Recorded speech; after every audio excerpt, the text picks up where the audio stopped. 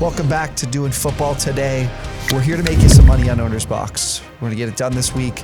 We'll get into some of the roster percentage from last week, some of the players in the winning lineup, some stuff we are taking with us into this week to maximize our points here. We need to get to like 200 points. That's usually what wins on OwnersBox. Yes. So let's get you there. Before we get into it, though, be sure to check out our partners over at Manscaped. Manscaped, the best in male grooming. If you need to, got a big weekend ahead of us. You got a big weekend out on the town. Make sure you put the products over at Manscaped to use, because nobody wants to see your bush. Yeah, plain and simple. Exactly. 20% off and free worldwide shipping if you use promo code BOX. Help us out. Go buy the products over at manscaped.com. If you don't buy it, then we're not going to have these deals for anymore. And that would suck. Yeah. We would hate that because we'd like to give you deals. Just looking at last week, we mentioned it when we put Ricky Seals-Jones in our lineup that our man would be quite highly rostered. Probably didn't expect it to be 47%. That was insane. But almost half of all people took Ricky Seals-Jones. But the winning lineup did have Ricky Seals-Jones in it. Yeah. Now, mind you, there was a 47% chance of that being the case, but you could still win with Ricky Seals-Jones in your lineup.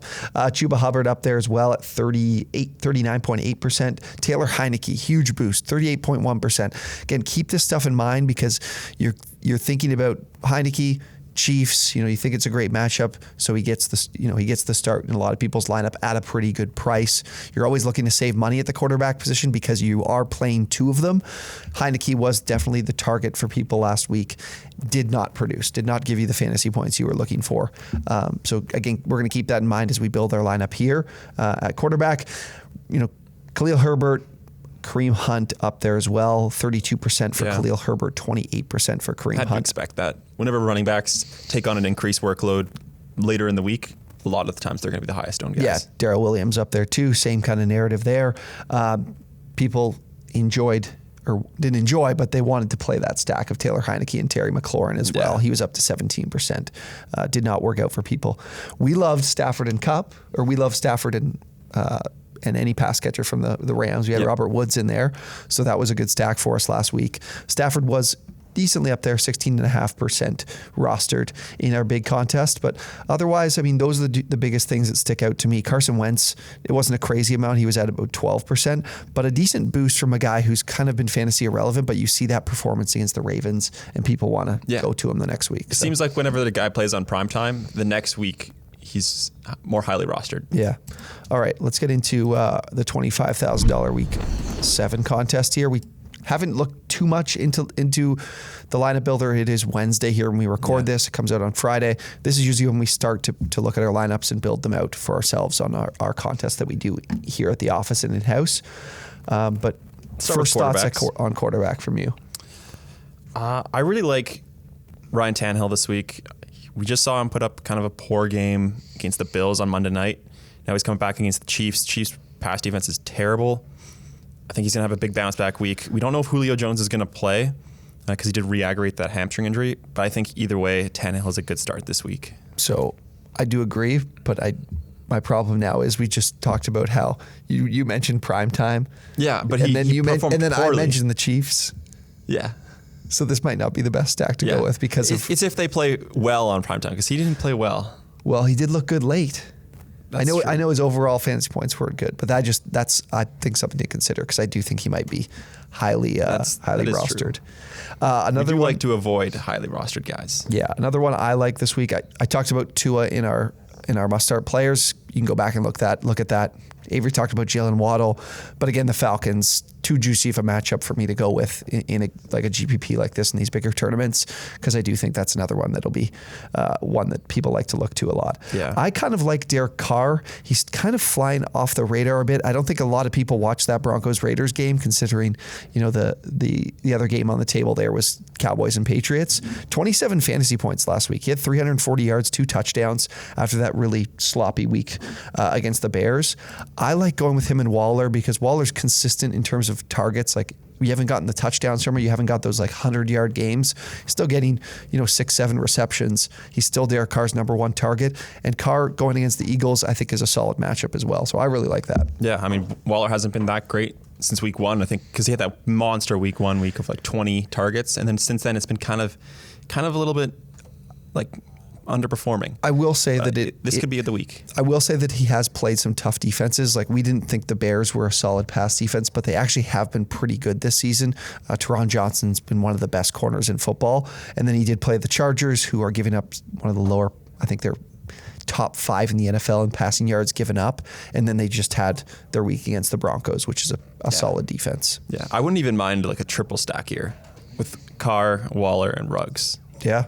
I kind of like that. To be honest with you, I like this game altogether. Yeah, I could easily see this hitting the over for sure. I think if we go with Carr, considering we're grabbing a guy that's, I would say, he looks like he's about outside the top 15, so we're saving some money. If I'm looking at other low-priced options, Justin Fields sticks out. But I liked Justin Fields before the year, but Matt Nagy, who knows? Maybe he's like, oh, we've been running the ball so well, we can run the ball against the Bucs. That's no problem. And then he just runs into a brick wall, and Fields doesn't really do too much. Yeah, I'm a little worried about Fields just because we still haven't really seen much out of him. They aren't using his legs enough. They should be. Right. With Trey Lance, at least we saw he was continuously getting carries, even though he wasn't performing well through the air. Yeah. With Fields, we just haven't seen that yet. So I'm a little worried about that. What do you think of? So we look at the quarterback position at the top, like the top list. So who do you like of this Kyler Murray to Jalen Hurts? Because this is the tier. Yeah. I think if we can find a player in this tier that we like this week, that at the same time might be like the last option for people typically playing, that's where we could get a good return here in terms of being able to get up the leaderboard. Yeah. One for me that sticks out is Tom Brady. Like, people are going to see that Bears defense and I think, oh, that's a tough defense to play against. But like, the Bears pass defense isn't great. Like, I think they could easily get dominated through the air. I think they're not going to use Leonard Fournette as much in this game. I don't think they're going to throw the ball a lot. So I could easily see this being another insane Tom Brady week. And remember, this is 6-point passing touchdowns. So it doesn't matter that he won't get any rushing touchdowns because passing touchdowns are worth just as much. Yeah, I like Brady and I like Rodgers this week. Those are the two that really stick out to me. I think Murray might be a huge target with the opponent. I think Mahomes is a huge target with the opponent. But Rodgers with the opponent too. Football team defenses. Yes, yeah, definitely. But I think, just with him being a little bit farther down the list, I think the other ones stick out more to people. I don't like Lamar Jackson's matchup because honestly, the Bengals have been pretty good defensively this year. So big surprise there. But I'm good with going with Brady. I'm definitely good with that. All right, I'll throw Brady in there. So with Brady, I'll put Carr, the stacks in there too. Darren Waller, 6,200. He's less than Mark Andrews this week. That was surprising. That's helpful for us. And then a stack with Brady. So many options. Could go a lot of places here. We haven't really seen it yet, but I feel like it's a Chris Godwin week. Like, I don't know why, but I just like, it's so hard to predict who it's going to be in this Bucs offense every week. The past couple of weeks it's been Antonio Brown. So I think for him, I think he will, because he's usually he's more in the slot, he'll avoid Tyron Johnson. So I think that's the best matchup for him, to be honest with you. Yeah. And then Eddie Jackson struggled tackling last week against the Browns. So we've got some good opportunity for yards after the catch in the slot there. And now all these Bucs wide receivers are like the same in price. Mike Evans, 6,700, Chris Godwin, 66, and Antonio Brown, 66. Yeah. So they're I like going with all Godwin. right back to back to back. I like it. I like what we're Godwin in in here. there. Okay, should we look at running back? That's usually how we typically go every time. We go QB, pass catcher for those QBs, and then let's figure out running back. All right, running back. I mean, one lower price guy, I mentioned him in the start set video. I like J.D. McKissic this week. He's going to get more involved in the rushing game if Antonio Gibson doesn't play, but the only problem is if Antonio Gibson doesn't play, a lot of people are going to look towards him. I would have to avoid him just purely for that reason. Other ones here, Devonte Freeman, just with the Ravens, could be missing Latavius Murray. Yeah. There were a couple other ones that. But then you could make the same argument if Latavius Murray's out, Devonta Freeman's going to be rostered a lot higher. Yeah, that's true. The Dearness Johnson and Demetric Felton thing is definitely I have to avoid that because they're at a very low price. Dearness Johnson is at minimum, so. Oh yeah, he's going to be in way too many lineups. Yeah. Patterson's at 4,100 too. Jarrett Patterson. I would love to go with Elijah Mitchell. I think he's off the radar for a lot of people, and he's still at a really good price. Where is he at here? 5,400. 54. Yeah, that's not bad. I actually really like that for Mitchell. He's the clear lead back there. He's getting all the carries. They aren't using him too much in the passing game. Yeah. But with how often he's getting the ball, like he's gonna have another one of those games, kind of like week 1 eventually. Yeah, and Trey Lance likely not playing. That takes away other people running the football that aren't Elijah Mitchell, because I don't think Trey Sermon's getting involved, unfortunately. Yeah, so I like that as a target. A lot of people probably won't look towards. Who else to pair with him? There's some good price We savings do only here have back. 4,450 average remaining. Okay, so 4,450. Oh, geez. Okay, we got to get cheap here, eh? Yeah. What do you think of putting Jarrett Patterson in the lineup? 4,100. Yeah. I that's not bad. Him, David Johnson, even Malcolm Brown at that really cheap price. What do you like? Like, what do you think is best case scenario with Jared Patterson? He's 4,200. Oh, 4,200. Okay, so they're both very cheap. I think best case, he kind of feels like a guy who needs to score a touchdown still to have a good week. Yeah, because he's going to get 10 to 15 carries if Antonio Gibson doesn't play. Yeah, and I don't know how efficient he will be on them. The main reason I'd be looking to target him is because just such a cheap price. Right. The Packers' rushing defense isn't great either. Mm-hmm. Maybe David Johnson's a better play just because he's got more upside in the receiving game. I know you talked about him on start sit as well. Yeah. I wouldn't mind David Johnson being in the lineup here. I think they're going to use him the most of all of the running backs this week. Mark Ingram, it's not going to be his game for sure. Right. Another person that was interesting for me was like I wonder how. I don't think this is necessarily a play, but I wonder if Devonte Booker struggles again this week in the run game, that Elijah Penny gets more involved.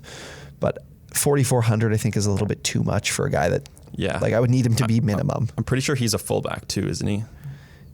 Yeah, he definitely plays both roles. Yeah, he's averaging 1.3 fantasy points per game too. Oh yeah, he's not doing anything. Some other guys that stick out at running back.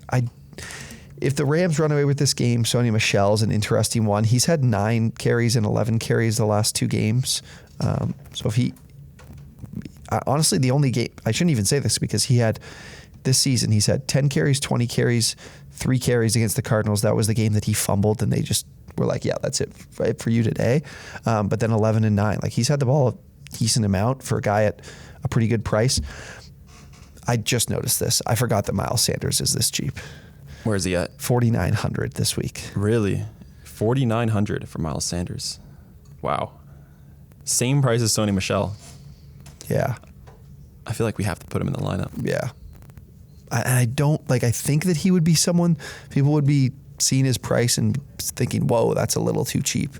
But at the same time, he hasn't done much. Yeah, he hasn't done anything. There's no reason for people to look towards Philadelphia running backs this week because there's not like injuries that are boosting his value. So yeah, he's coming off the game against the Bucs where he actually, Jared was pissed because he had his rushing prop under. Yeah. He racked up those yards in the last couple minutes. He had like 10 rushing yards, and then the last drive, he picked up 40 of them. Yeah. Are you kidding me? So I think that this will be, they've been in some tough games. Like they've played, they've been down to the Chiefs, and then playing the Bucs running defense, playing the Cowboys running defense, playing the Niners running defense. These were some tough matchups. So yeah. I think there's a chance that he gets the ball more. I like this as a Miles Sanders week. I'm going to throw him in there. What are we at per game? 4,300 per game remaining. So we have to get some cheap wide receivers going. Do we only have 2? Oh no, we have a wide 3 receiver and 2 flex. Yeah. Okay. All right, let's go. Let's get right to the bottom. Yeah. Who have we got here? Where's your boy Amon Ra at this week? Oh, he's probably 36, I would think. I think that's what he was last week. Trying to see what, we could try to find something. Who do the Giants have this week again? The Giants have the Panthers. The Panthers. We could try to find some depth guys there, considering that they are quite banged up. John Ross. Just hoping it's just that one ball. Dante Pettis. Yeah, Pettis did get involved last week. Yeah. I'm looking through here. Khalif Raymond coming off a 7-target game, but again, they just tough to get. Lions players just can't find the end zone. Yeah. Okay, I'm way up here at 4,100. Maybe we look for someone that can chip in some return yards as well. Considering you do get points for return yards. is the Jags guy, Agnew. He's probably over 4K at this point, isn't he? I'll look him up. You got to look him up, yeah. There's Devonte Oh, Pettis. he's not eligible in this contest, I don't think. 9. God, Pettis had 11 targets. Man, I'm struggling to find somebody I like here. Yeah. I don't mind Quez Watkins at 4,100. I think he's taken over that wide receiver 2 role in that offense. They're throwing them the ball deep. If this game is high scoring like we think it is, we could put another. We have 2 Eagles, 2 Raiders in our lineup. Yeah, I like this game for points. I'm not against that. What did we have? What did you say we had per? 43. 43. God, I'm at 46. I'm struggling here. Yeah, it's not very good looking. If you look really deep, it doesn't look great. Like Chris Conley, not too much that really encourages me there. De'Ami Brown. He was back, 6 targets last week against the Chiefs. Where is Devonte Pettis at? He's a minimum. Do you think we're just putting Devonte Pettis in the lineup? Yeah. Because so they're going to be without Tony. They did get Shepard back. I don't know what what's going on with Slayton. Let me see if we've got some of the latest news on him here. Slayton and Galladay are both unknowns. Questionable. I'm good with, for right now, we can put Pettis in our lineup. Yeah. Galladay hasn't been practicing, so it looks like Galladay won't play. Yeah. I don't mind putting Pettis in there. At 3,000, that just gives a big boost for the rest of your team to look for more expensive guys. Yeah, I in one of my lineups last week, I put Josh Palmer in there just with Williams not practicing, and then you can just pivot in the morning before the contest goes live and make a change. All right, let's see who else. What do we have in terms of per game now? We're at 49.50. Okay, so we can find some decent plays. What do you think of putting Quez Watkins in there, and then we get a really nice player that's more expensive to fill out that last spot? Yeah, that's definitely a decent option. So if we put Quez in there, 5,800 would be our remaining. Okay. And that could get Brandon Cooks, Devonta Smith, Chuba Hubbard. I can get Devonta Smith. I'm not going to do that. I'm not going to do that. Quez Watkins. That's too many guys. Yeah. Like a Hubbard. Yeah. Though. I think the Allen Robinson's down here, man. 5,300. Get it. Put Allen Robinson in our lineup. Take Quez Watkins out. I hate putting Allen Robinson in the lineup. I know, but it's the Bucs. There's a decent chance for him to get things on track here. Well, how much do we have if we have Robinson and then no Quez Watkins? That would give us 4,600 average remaining. 46 for that last spot. Crowder. Hines. I kind of like that. Hines, Crowder, Ingram, Ricky Seals. I kind of like Crowder there. How did Crowder do last game? Oh, he didn't play last week. Yeah, he didn't play last week. In the last game, he had 6 targets. Yeah. I don't mind that at all. Putting Crowder in there, he's the slot guy. I do think Elijah Moore takes more of that role later on in the season. But as of right now, you have to expect. All right, little technical difficulty. We're back here to wrap things up. Jameson Crowder in the lineup, right? Yep. We're going to throw him in there. We like Jameson Crowder this week. Yeah. As the final guy in our lineup. So I think I like where we're at because I do really like those stacks. Yeah. Just go through everything we have then. All right, we've got Derek Carr and Tom Brady at quarterback, Elijah Mitchell, Miles Sanders at running back, Chris Godwin, Devonte Pettis, Allen Robinson, Jameson Crowder at wide receiver, and then Darren Waller as our tight end. Yeah. A couple stacks, and we've also got a little bit of a third guy in that Eagles-Raiders game. So hopefully that's a high-scoring game. Get a lot of our plays going in there. The one thing with doing this with Jared is that then later today or tomorrow when we're setting our lineups for contests that me and Jared play with each other in, I just kind of give away everything I like to Jared. So I don't know what to do. Do I go with what I like because I told Jared about it and maybe he agrees and he likes it and then we have the same guys and we can't really beat each other? Or do I flip-flop? So I'll figure that out this week. It's about going with the guys that you like, but I said I didn't like. And then for me, it's about going with the guys I like that you don't like. Exactly. Again, be sure to check out the OwnersBox SuperFlex contest. I mean, like we said, we've gone through a whole lineup here. $10 for entry with promo code Drew9. Go check it out.